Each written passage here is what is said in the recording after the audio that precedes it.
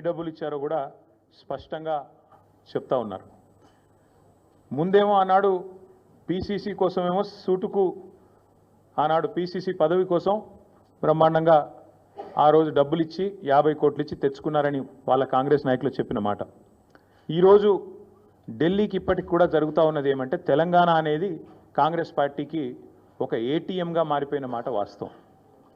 ఎప్పుడు డబ్బులు కావాలి అని కాంగ్రెస్ పార్టీ వాళ్ళు అనుకుంటే అప్పుడు పెద్ద ఎత్తున డబ్బులు అందిస్తూ తన పదవిని కాపాడుకుంటూ ఉన్నారు రేవంత్ రెడ్డి గారు. ఇవాళ ఓటుకు నోటు జరిగినప్పుడేమో రేవంత్ రెడ్డి గారు ఒక ఎమ్మెల్యే, కానీ ఈరోజు ఈ రాష్ట్రానికి ముఖ్యమంత్రి కాబట్టి యావత్ దేశం పరువు, యావత్ దేశం ముందు తెలంగాణ పరువు ఇవాళ తీసి పరువు పోగొట్టి నిజంగా తెలంగాణ ముఖ్యమంత్రి అంటే ఇట్లాంటి వ్యక్తి అనే పరిస్థితి ఇవాళ కనబడుతూ ఉన్నది. గతంలో యడ్యూరప్ప గారు కర్ణాటక ముఖ్యమంత్రిగా ఉన్నారు. ఇది నేను చెప్పేది 2020వ సంవత్సరానికి సంబంధించిన అంశం.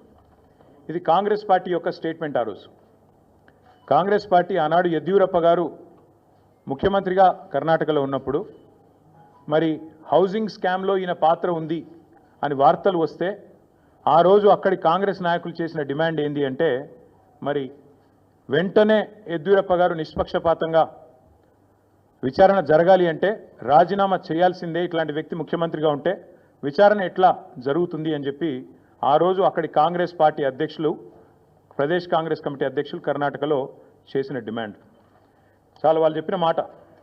The Karnataka Congress on Thursday demanded that Karnataka Chief Minister B.S. Yediyurappa either resign or be sacked to ensure a fair investigation against him in 2019 corruption case. ఇది కర్ణాటక కాంగ్రెస్ మాట, నా మాట కాదు. ఒక విచారణ ఎదుర్కోవాల్సి వస్తే ముఖ్యమంత్రి గారు ఈదర్ ఈ షుడ్ రిజైన్ వాలంటరీలీ, స్వచ్ఛందంగా తప్పుకోవాలి, లేదా ఆయనను అర్జెంటుగా తొలగిస్తేనే నిష్పక్షపాతమైన ఎంక్వైరీ జరుగుతుంది అనే మాట వారు చెప్పిన మాట. ఇవాళ మేమంటుంది కూడా అదే.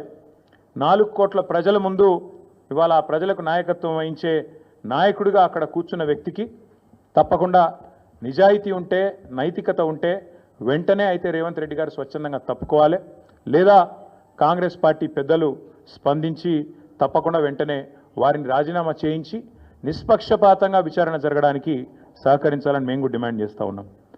రేవంత్ రెడ్డి గారు మాటల ముఖ్యమంత్రి కాదు, మూటల ముఖ్యమంత్రి అని మళ్ళొకసారి తేలిపోయింది దీంతో. ఎందుకంటే మూటలు మోసే పీసీసీ అధ్యక్ష పదవి తెచ్చుకున్నారని వెంకటరెడ్డి గారు చెప్పారు. ఇప్పుడు మూటలు మోసే పదవి కాపాడుకుంటున్నారు అని దేశమంతా తెలుసు. అట్లాగే మూటలతోనే ఆనాడు పీసీసీ ఆఫీస్ బేరర్స్ దగ్గర కూడా డబ్బులు తీసుకొని మరి కాంగ్రెస్ పార్టీ ఒక పత్రికకు డబ్బులు అందించారని చెప్పి ఎన్ఫోర్స్మెంట్ డైరెక్టరేట్ కూడా చెప్తా ఉంది. ఇప్పుడు మాకు కూడా అర్థమవుతుంది, ముఖ్యమంత్రి గారు ఇవాళ విజయవంతంగా 44వసారి ఢిల్లీ పోయారంట. 16-17 నెలల్లో 44వసారి ఢిల్లీకి పోయి ఒక అరుదైన రికార్డు ముఖ్యమంత్రి గారు అయితే సృష్టించారో ఇప్పుడు మాకు అర్థమైంది ఎందుకు పోతున్నాడో ఢిల్లీ. చీకట్లో బీజేపీ పెద్దల కాళ్ళు పట్టుకోవడానికి, అయ్యా నా మీద కేసు లేకుండా చేయండి, నన్ను జైల్లో వేయకండి, ఎన్ఫోర్స్మెంట్ డైరెక్టరేట్ వాళ్ళతో ఒక మాట చెప్పండి అని చీకట్లో నిన్న రాత్రి పోయి అమిత్ షా గారి కాళ్ళు పట్టుకోవడం, బయటికి వచ్చి మాత్రం పెద్ద పెద్ద పోజులు కొట్టడం రేవంత్ రెడ్డి గారు మరి ఏం చేస్తున్నారో ప్రజలకు కూడా అర్థమై ఉండాలి. 44 సార్లు ఢిల్లీ ఎందుకు పోతున్నారో స్పష్టంగా అర్థమై ఉండాలి. ఒక్క ఇటుక పేర్చకుండా, ఒక్క కొత్త ప్రాజెక్టు కట్టకుండా, ఒక్క సంక్షేమ పథకం అమలు చేయకుండా, ఒక్క గ్యారంటీ ఇచ్చిన ఒక్క గ్యారంటీ అమలు చేయకుండా తెలంగాణలో 1,80,000 కోట్ల అప్పు, ఆ డబ్బులు ఎక్కడ పోతున్నాయో ఇప్పుడన్నా మరి తెలంగాణ ప్రజలకు అర్థమవుతుందని నేను అనుకుంటా ఉన్నా. గత సంవత్సరన్నర కాలంగా తెలంగాణ ప్రజల సంపదను దోచి తెలంగాణను ఏటీఎంగా మార్చి ఢిల్లీ బాసులకు దోచిపెట్టడానికే, అటు ఢిల్లీ బాసులు అంటే ఇద్దరున్నారు పాపం బాసులు, ఆయన బాధ వర్ణనాతీతం. ఒక బాస్ ఏమో అఫీషియల్ బాస్ రాహుల్ గాంధీ గారు, ఇంకొక బాస్ ఏమో అన్అఫీషియల్ బాస్ మోడీ గారు, అమిత్ షా గారు. కాబట్టి అటు ఇటు ఇద్దరిని ప్రసన్నం చేసుకోవడానికి 44 సార్లు ఎక్కే విమానం దిగే విమానం అన్నట్టుగా రేవంత్ రెడ్డి గారి వ్యవహారం నడుస్తూ ఉంది. 7.5 కాలంగా రేవంత్ రెడ్డి గారు చేసిన పనులు 3. 1 బీఆర్ఎస్ పై నిందలు, 2 బిల్డర్లతో కాంట్రాక్టర్లతో దందాలు, 3 ఢిల్లీ బాసులకు 1000 కోట్ల చందాలు. మాకు బీఆర్ఎస్ మీదనేమో నిందలు, బిల్డర్లు కాంట్రాక్టర్లతో దందాలు, ఢిల్లీ బాసులకేమో 1000 కోట్ల చందాలు. ఇది నిజంగా సిగ్గుచేటు. ఒక ముఖ్యమంత్రిగా ఆనాడు ఎమ్మెల్యేగా అబాస్పాలైన రేవంత్ రెడ్డి గారికి బుద్ధి వచ్చిందేమో అనుకున్నాం. కానీ కుక్కతోక వంకర అన్నట్టు ఇప్పటికీ అవే అపసవ్యపు పనులు, ఇప్పటికీ అవే అపసవ్యపు కార్యక్రమాలు చేస్తూ తెలంగాణ రాష్ట్ర పరువు జాతీయ స్థాయిలో తీసినందుకు వారిని వెంటనే తొలగించాలని చెప్పి మేము డిమాండ్ చేస్తూ ఉన్నాం. రాహుల్ గాంధీ గారు అన్ని విషయాల్లో మాట్లాడతారు, ప్రతి విషయంలో మాట్లాడతారు. పాకిస్తాన్ గురించి మాట్లాడతారు, బంగ్లాదేశ్ గురించి మాట్లాడతారు, ఇంకేదో మాట్లాడతారు. మరి నేషనల్ హెరాల్డ్ కేసులో మీ ముఖ్యమంత్రి గారిని ఛార్జ్ షీట్లో చేరిస్తే why is Rahul Gandhi not responding? Why is he not talking? Why is mister Rahul Gandhi silent on this issue? Please respond. One of your chief ministers along with you has been named in the charge sheet. You are accused 1 and accused 2, and your CM, your chief minister of Telangana, and also the deputy chief minister of Karnataka have been named as people who facilitated money transactions into National Herald and Young India account. ఖచ్చితంగా అడుగుతున్నాం, రేవంత్ రెడ్డి గారు ఎందుకు మౌనంగా ఉన్నారు? మాకు అనుమానం ఎప్పుడు వచ్చిందంటే ఈయన జపాన్ పర్యటన అని చెప్పి ఇక్కడికి వెళ్ళి తప్పించుకపోయినప్పుడు అనుమానం వచ్చింది మాకు. ఆ రోజు జపాన్ అని చెప్పి జపాన్లో ఎవరో నేను పిలిచినట్టు ఉరికిండు. చూస్తే కరెక్ట్గా అప్పుడే ఈడీలో A1 A2గా రాహుల్ గాంధీ గారిని, సోనియా గాంధీ గారిని పెట్టారు. దేశంలో ఉన్న కాంగ్రెస్ నాయకులు అందరూ స్పందించారు. కానీ రేవంత్ రెడ్డి గారు ఈ రోజు వరకు ఒక్కసారి కూడా నోరు విప్పలేదు. ఆ రోజు ఎందుకు అనుకున్న వాళ్ళకి ఇవాళ సమాధానం దొరికిందని నేను అనుకుంటా ఉన్నా. ఎందుకంటే రేవంత్ రెడ్డి గారికి తెలుసు ఈ కేసులో ఆయన కూడా ఉన్నాడు. సహజంగానే ప్రభుత్వంలో ఉన్నాడు కాబట్టి, ఇంటెలిజెన్స్ వ్యవస్థ ఉంటుంది కాబట్టి ఆయనకు సమాచారం ఉంది, ఈ కేసులో మీరు కూడా ఉండబోతున్నారు అని చెబితే అప్పటి నుంచి ఇప్పటివరకు నోరు తెరవలేదు.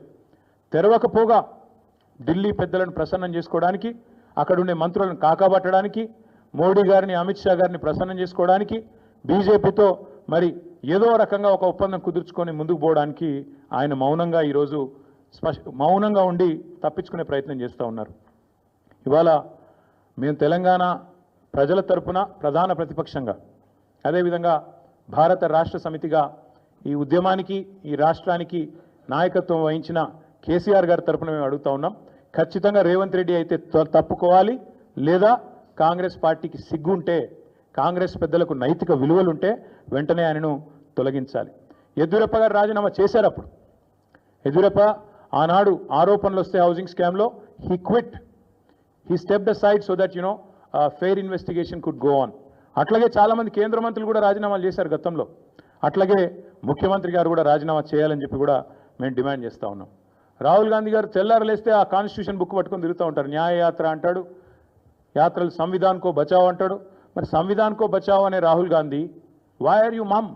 Why are you silent? Why are you not responding to this issue and why you ensuring that a corrupt chief minister continues in office? Congress గురించి మేము ఎన్నోసార్లు చెప్పాం, మళ్ళీ కూడా చెప్తున్నాం. కాంగ్రెస్ డిఎన్ఏలోనే కరప్షన్ ఉంది. కాంగ్రెస్ అంటేనే కరప్షన్, ఇది అందరికీ తెలుసు. అట్లాగే మరి ఈరోజు ఈ కుంభకోణం మీద విచిత్రంగా మాకు కూడా చాలా ఆశ్చర్యంగా అనిపిస్తూ ఉంది. దేశమందరూ మాట్లాడుతున్నారు. కర్ణాటకలోనైతే డీకే శివకుమార్ గారిని తొలగించాలని కర్ణాటక బీజేపీ వాళ్ళు విరుచుకుపడుతున్నారు. కానీ తెలంగాణ బీజేపీ వాడు మాత్రం ఎవడు మాట్లాడలేదు. తెలంగాణ బీజేపీ వాళ్ళు మాత్రం మౌన మునుల మాదిరిగా ఎక్కడ ఒక్కరు కూడా మాట్లాడట్లేదు. ఏం జరుగుతున్నదని మేము అడుగుతా ఉన్నాం. తెలంగాణలో ఇంత అపురూపమైన సంబంధాలు అటు కాంగ్రెస్కు ఇటు బీజేపీకి ఏ స్థాయిలో ఉన్నాయో మరి మీరు ఆలోచించాలని కోరుతా ఉన్నా. తెలంగాణ బీజేపీ ఎంపీలు చేస్తున్న భూ అక్రమాలకు, భూ దందాలకు ముఖ్యమంత్రి గారు వత్తాసు పలుకుతున్నందుకు మీ మౌనమా? లేదా మీ కేంద్ర మంత్రులు మీరు కలిసి బ్రహ్మాండంగా మీరు చేసుకుంటున్న అవినీతి కార్యకలాపాలకు మరి ఏదో బయటికి నటించినట్టు చేసి ఢిల్లీలో, ఇక్కడ గల్లీలో మాత్రం ఏదైతే దోస్తీ చేస్తున్నారో ఇది అందరూ కూడా చూస్తూ ఉన్నారు. దీనికి నేనేదో ఊరికే ఆరోపణ చేయట్లేదు. ఇది చూడండి, మంత్రి పొంగులేటి గారి ఇంట్లో రైడ్స్ అని చెప్పి, ఇది సెప్టెంబర్ 2028 వార్త. సెప్టెంబర్ 2028, ఇంకొక 2-3 నెలలు అయితే వార్షికోత్సవం కూడా అయిపోతుంది. అంటే 2024 సంవత్సరంలో ఈ రైడ్స్ జరిగినాయి. సెప్టెంబర్ 27, ఈరోజు మే 24 అనుకుంటా. మరి అప్పటికిప్పటికీ ఒక్కటంటే ఒక్క ప్రకటన అటు ఈడీ వైపు నుంచి కానీ, ఇటు పొంగులేటి శ్రీనివాసరెడ్డి గారి వైపు నుంచి కానీ వచ్చిందా? ఎందుకు కాంగ్రెస్ మంత్రులను కాపాడే విషయంలో ఎన్ఫోర్స్మెంట్ డైరెక్టరేట్కు, అదేవిధంగా బీజేపీ నాయకత్వానికి ఎందుకు మోహమాటం అడ్డమొస్తున్నది? ఎందుకు మీరు బీజేపీ నాయకులు ఇక్కడ ఉండే కాంగ్రెస్ వాళ్ళను ఎందుకు కాపాడుతూ ఉన్నారు? ఆ రోజు మీరే ఈ రేడ్ జరిగినప్పుడు పొంగులేటి గారింట్లో అన్ని టీవీలలో బ్రేకింగ్లు నేనే చూసా.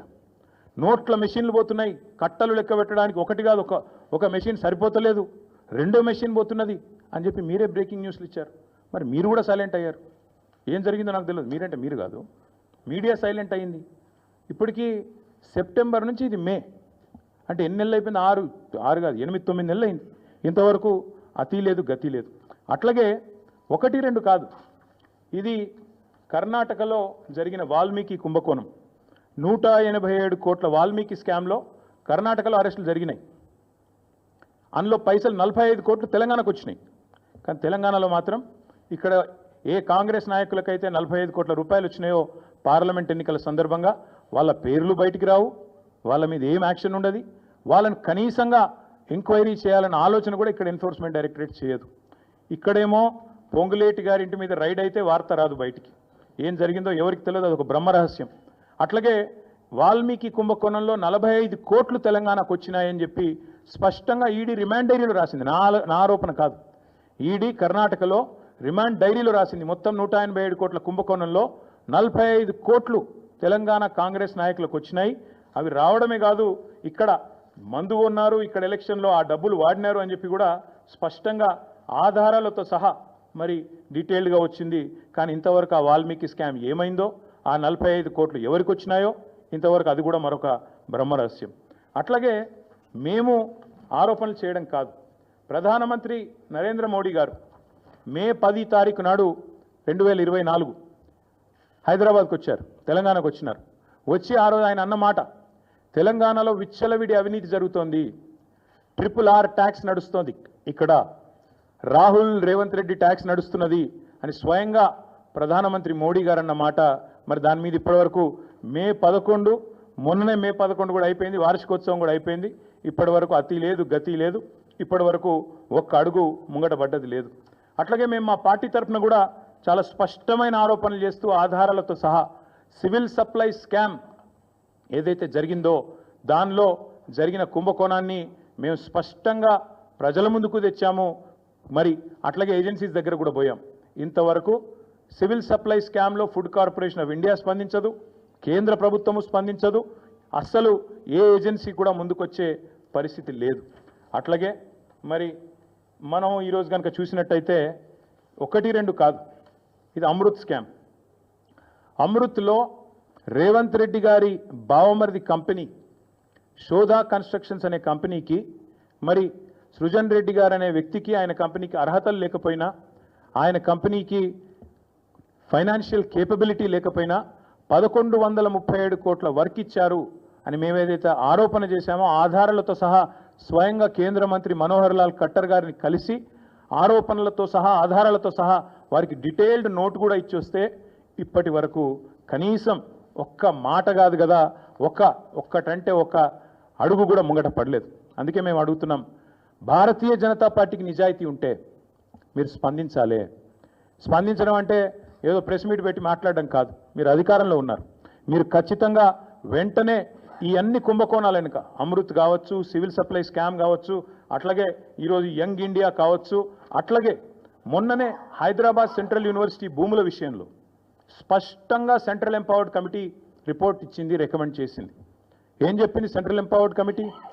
ఫైనాన్షియల్ ఫ్రాడ్ జరిగింది ఈ 10,000 కోట్ల దానిలో, ఖచ్చితంగా దీన్ని ఒక స్పెషలైజ్డ్ ఏజెన్సీతో విచారించాలి అని రిపోర్ట్ కూడా వచ్చింది. కొన్ని మంచినీళ్ళు తీసుకునేవారు. స్పష్టంగా అంత స్పష్టంగా ఇస్తే కూడా ఇప్పటి వరకు మిగతా అన్ని విషయాల్లో మెరుపు వేగంతో స్పందించే ఏజెన్సీలు మరి ఇక్కడ ఎందుకు స్పందించట్లేదు? మేము ఖచ్చితంగా ఈ విషయంలో మేము తెలంగాణ ప్రజలకు కూడా ఒకటి అప్పీల్ చేస్తూ ఉన్నాం.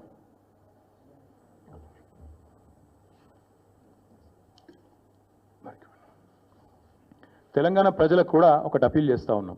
ఇక్కడ ఎవరితో కుమ్మక్కు అవుతున్నారో దయచేసి అర్థం చేసుకోండి. అమృత్ కుంభకోణంలో రేవంత్ రెడ్డి గారి బావమరిది వ్యవహారం ఉండి కూడా రేవంత్ రెడ్డిని కాపాడుతున్నది కేంద్ర ప్రభుత్వం. RR ట్యాక్స్ అని చెప్పి స్వయంగా ప్రధానమంత్రి ఆరోపణ చేసి ఇక్కడ బిల్డర్ల దగ్గర 200 రూపాయలు స్క్వేర్ ఫీట్కి వసూలు చేస్తున్నా ఇప్పటి వరకు ఉల్కకుండా పలకకుండా ఉన్నది కేంద్ర ప్రభుత్వం. అట్లాగే సివిల్ సప్లై స్కామ్లో ఈ ప్రభుత్వాన్ని కాంగ్రెస్ను కాపాడుతున్నది కేంద్ర ప్రభుత్వం. సెంట్రల్ ఎంపవర్డ్ కమిటీ రికమెండేషన్ ఇచ్చిన తర్వాత కూడా మీరు వెంటనే ఈ ఫైనాన్షియల్ ఫ్రాడ్ను సెంట్రల్ యూనివర్సిటీ కంచెగచ్చిబౌలి భూముల్లో చర్య తీసుకోండి అని ఎంపవర్డ్ కమిటీ చెప్పిన తర్వాత కూడా ఇప్పటికీ ఉలకకుండా పలకకుండా ఉన్నది కేంద్ర ప్రభుత్వం. మరి ఈరోజు ఈ విషయంలోనన్నా నేషనల్ హెరాల్డ్ విషయంలోనన్నా స్పందిస్తారో లేదో మేము కూడా చూస్తాం. ఒక నెల రోజులు ఎదురు చూస్తాం. మేము కూడా చూస్తాం ఒకవేళ మరి కేంద్ర ప్రభుత్వం ముందుకు వస్తుందా రాదా. ఎందుకంటే మీకు తెలుసు ఫార్ములా ఈలో ఏదో జరిగిపోయింది, దున్నపోతు ఈనింది అని కాంగ్రెస్ వాడనంగానే కట్టేయండి దుడ్డని చెప్పి గవర్నర్ గారు స్పందించి వెంటనే ఆగమేఘాల మీద మెరుపు వేగంతో స్పందించి ప్రాసిక్యూట్ చేయాలన్నారు. మేము కూడా కలుస్తాం గవర్నర్ గారిని, ప్రాసిక్యూట్ చేయండి ముఖ్యమంత్రి గారిని అని అడుగుతాం. తప్పకుండా ముఖ్యమంత్రి గారు ప్రాసిక్యూట్ కావాల్సిందే, ఆయన ప్రజాక్షేత్రంలో దోషిగా నిలబడవలసిందే, చేసిన తప్పులకు తప్పకుండా శిక్ష అనుభవించాల్సిందే.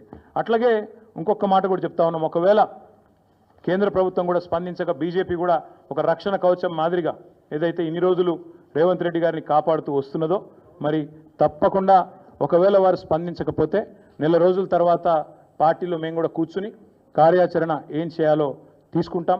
ప్రజాక్షేత్రంలో అవసరమైతే తప్పకుండా ఈ ముఖ్యమంత్రి గారిని అదేవిధంగా ఆయనను ఒక కవచ కుండలాల మాదిరిగా కాపాడుతున్న బీజేపీని కేంద్ర ప్రభుత్వానికి కూడా ప్రజల ముందు ఎండగడతామని చెబుతూ ఇక చివరిగా నేను చెప్పేది ఒకటే,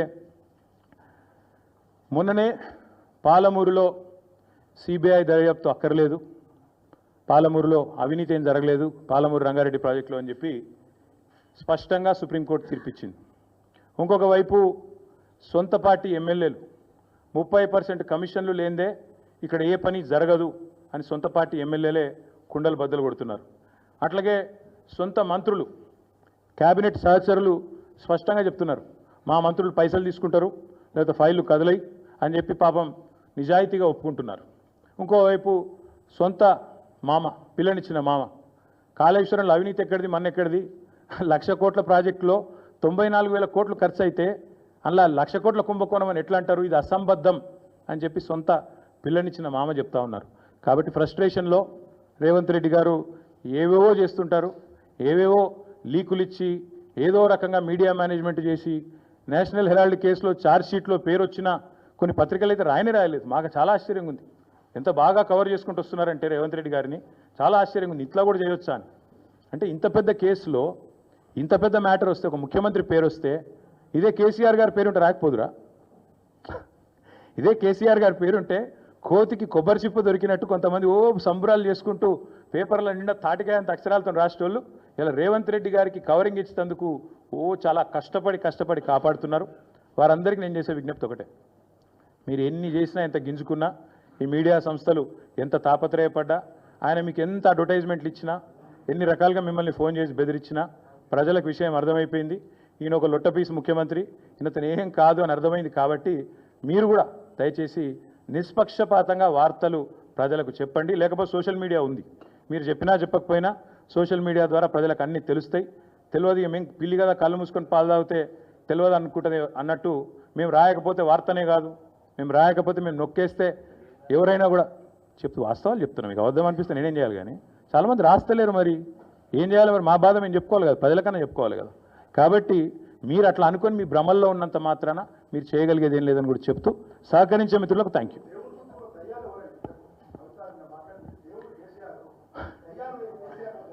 బ్రదర్ మీకు ఒక మాట, ఇంత ఇంపార్టెంట్ ఇష్యూ చెప్తే నువ్వు దేవుడు దయ్యం అనబడుతుంది. ఇప్పుడు ప్రస్తుతం మాకు తెలంగాణకు పట్టిన దయ్యం మాత్రం రేవంత్ రెడ్డి. ఆ రేవంత్ రెడ్డి అనే దయ్యాన్ని ఎట్లా వదిలించాలా అనేది మా తాపత్రయం. ఇంకేమన్నా తొందరపడ అంత యాంగ్జైటీ ఎందుకు, అంత టెన్షన్ ఎందుకు, అంత హడావుడి ఎందుకు? నేను చెప్పేది ఏమంటే తెలంగాణకు పట్టిన శని కాంగ్రెసు, తెలంగాణకు పట్టిన దయ్యం రేవంత్ రెడ్డి. ఇప్పుడు ఆ దయ్యాన్ని శనిని ఎట్లా వదిలించాలనేది మా టార్గెట్. ఇక మీరు చెప్పే టెన్షన్ ఎందుకే అంతగానో మాట్లాడి రాదు, ఎందుకు అంత ఎగబడుతున్నావు? నేను అనేది ఏమంటే మీరు ఒకటి గుర్తుపెట్టుకోండి, లోక్సభ ఎన్నికలకు ముందు మేము పార్లమెంటు నియోజకవర్గాల వారీగా సమావేశాలు పెట్టాం, సమీక్షా సమావేశం. ఇక్కడ అసెంబ్లీలో ఓడిపోయాము, ఎట్లా ముందుకు పోవాలని చెప్పి దాదాపు 17 రోజుల పాటు మీరందరూ చూశారు. ఇక్కడే వేల మంది కార్యకర్తలతో కూర్చొని దాదాపు 7, 8, 9, 10 గంటలు వారితో చర్చించాం. ఆ ప్రాసెస్లో చాలామంది డైరెక్ట్గా మైక్లో మాట్లాడిన వాళ్ళు ఉన్నారు, కొంతమంది చిట్టీల మీద రాసిచ్చిన వాళ్ళు ఉన్నారు, కొంతమంది కేసీఆర్ గారికి ఉత్తరం అందించండి అని చెప్పి ఉత్తరాలు ఇచ్చిన వాళ్ళు ఉన్నారు. కాబట్టి మా పార్టీలో we encourage open culture, democracy కాబట్టి, డెమోక్రాటిక్ పార్టీ కాబట్టి, ప్రజాస్వామిక స్ఫూర్తి ఉన్న పార్టీ కాబట్టి మా పార్టీ అధ్యక్షుల వారికి ఎవరైనా సూచనలు చేయాలనుకుంటే ఉత్తరాలు రాయొచ్చు. అదేదో చాలా గొప్ప విషయం అన్నట్టు మీరందరూ అంత బాధపడిపోవాల్సిన అవసరం ఏం లేదు. నేను అనేది ఏమంటే మా పార్టీలో డెమోక్రసీ ఉంది కాబట్టి మా పార్టీ అధ్యక్షుల వారికి మా పార్టీ నాయకులు ఎవరైనా సరే అప్పుడప్పుడు సూచనలు సలహాల రూపంలో లిఖితపూర్వకంగా ఇవ్వచ్చు, ఓరల్గా ఇవ్వచ్చు, రకరకాలుగా ఇవ్వచ్చు. అట్లాగే నేను ఒక మాట మాత్రం చెప్తాను, ఎవరైనా సరే మనం ఎవరైనా సరే పార్టీలో ఏ హోదాలో ఉన్నా కొన్ని విషయాలు అంతర్గతంగా మాట్లాడాల్సిన విషయాలు అంతర్గతంగా మాట్లాడితేనే బాగుంటుంది. పార్టీ ఫోరమ్స్ ఉన్నాయి, అధ్యక్షుల వారితో కలిసే అవకాశం ఉంది, లేదా ఆఫీస్ బేరర్స్ ఉన్నారు, కలిసి చెప్పుకునే అవకాశం ఉంది. కాబట్టి అంతర్గతంగానే కొన్ని విషయాలు మాట్లాడితే బాగుంటుంది. అది అందరికీ వర్తిస్తుంది, వీళ్ళకి వాళ్ళకని కాదు, అందరికీ వర్తిస్తుంది. తప్పకుండా ఎవరమైనా ఒకటే, ఈ పార్టీలో అందరం కార్యకర్తలమే, అందరికీ కూడా ఇదే సూత్రం వర్తిస్తుంది. కాబట్టి మీరు కూడా దయచేసి ఇంత ఇంపార్టెంట్ ఇష్యూ మాట్లాడితే దీన్ని మళ్ళీ మీరు, నాకు తెలుసు మీ సంగతి, you are intelligent, unfortunately I'm also intelligent.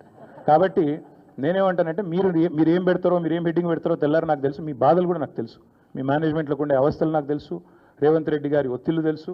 కాబట్టి నేను ఎక్కువ చెప్పను, ఒకటి మాత్రం చెప్తాను, మా పార్టీలో డెమోక్రసీ ఉంది, మా పార్టీలో సలహాలు సూచనలు ఎవరైనా ఇవ్వచ్చు, ఎట్లా అయినా ఇవ్వచ్చు. గతంలో పార్లమెంట్ సమావేశాల సందర్భంగా లేఖలు వచ్చినాయి, సూచనలు వచ్చాయి, అట్లా వచ్చినప్పుడు వాటిని ప్రజాస్వామికంగా స్వీకరిస్తాం. థ్యాంక్ యూ, మీ అందరికీ థ్యాంక్ యూ. నేషనల్ హెరాల్డ్ విషయంలో ఏమైనా అడగదలుచుకుంటే బ్యాక్ టీవీ కానీ ఇంకో టీవీ కానీ అడగచ్చు. నేషనల్ హెరాల్డ్ విషయంలో ఏమైనా మాట్లాడదలుచుకుంటే మాట్లాడండి, చెప్తాను. మిగతా విషయాలు ఆల్రెడీ నేను చెప్పాను, అంతకంటే ఎక్కువ చెప్పాల్సిన అవసరం.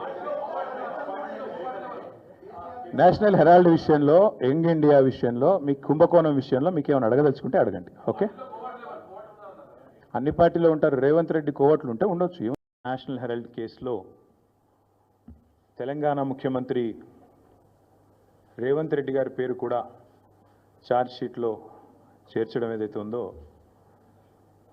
ఇది నిజంగా కూడా ఒక రకంగా చెప్పాలి అంటే తెలంగాణ రాష్ట్రానికే అవమానకరం.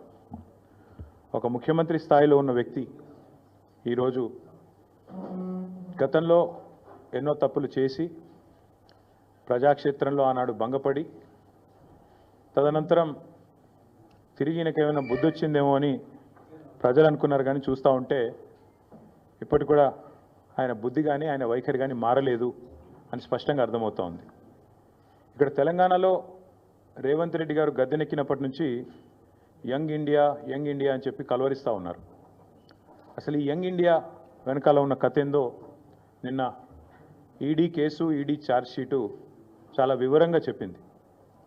మనం గతంలో ఇక్కడ తెలంగాణలో 2015వ సంవత్సరంలో చూసినాం. ఓటుకు నోటు కుంభకోణం ఇంకెవరు కూడా మర్చిపోలేదు. అప్పటి నుంచి రేవంత్ రెడ్డి గారికి బ్యాగ్ మ్యాన్ అనే పేరు కూడా కొత్తగా, అంటే bat man, super man, spider man లాగా బ్యాగ్ మ్యాన్ అనే మంచి పేరు కూడా తెలంగాణలో చాలామంది పిల్లలు పెట్టుకున్నారు. అదేమో ఓటుకు నోటు కుంభకోణం, ఇదేమో సీటుకు రూటు కుంభకోణం. ఇదేదో ఊరికే అనట్లేదు సీటుకు రూటు కుంభకోణం అని.